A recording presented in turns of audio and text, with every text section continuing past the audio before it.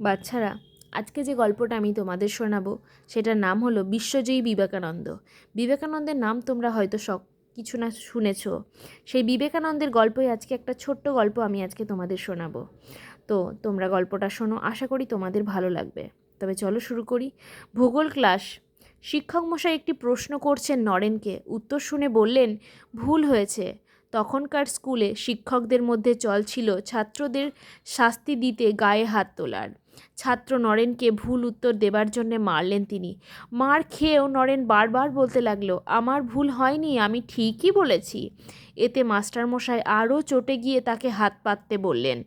নরেন জল ভরা চোখে হাতটা বাড়িয়ে দিল। বারবার বলতে লাগলো, আমার ভুল হয়নি মাস্টারমশাই। সপাসপ কয়েক ঘা বেত বসিয়ে দিলেন নরেনের হাতে। নরেন বেত খেয়ে চুপটি করে বেঞ্চে বসে রইল। বাড়ি ফিরে এসে কাঁদতে কাঁদতে নরেন তার মাকে সব কথা জানালো।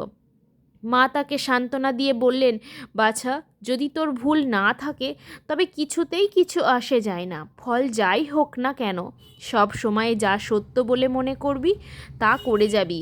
অনেক সময় হয়তো এর জন্যে অন্যায় ফল সহ্য করতে হবে, তবু সত্যকে কখনো ছাড়িস না। মজার কথা হলো, পরের দিন মাস্টারমশাই ভূগোলের বই খুলে দেখেন তারই ভুল হয়েছিল। তিনি নরেনকে ডেকে দুঃখ প্রকাশ করলেন। তারপর তাকে কোনোদিন তিনি আর অবজ্ঞা করেননি। এই নরেন কে? পেশা কি নাম নরেন্দ্রনাথ। সারা বিশ্ব তাকে চেনে স্বামীজি হিসেবে, স্বামী বিবেকানন্দ। সত্য থেকে কোনোদিন তিনি ভ্রষ্ট হননি। সারা পৃথিবীকে দেখিয়েছেন মানব মুক্তি আর সেবাব্রতের কথা। স্বদেশকে তিনি মায়ের মতো ভালোবাসতেন।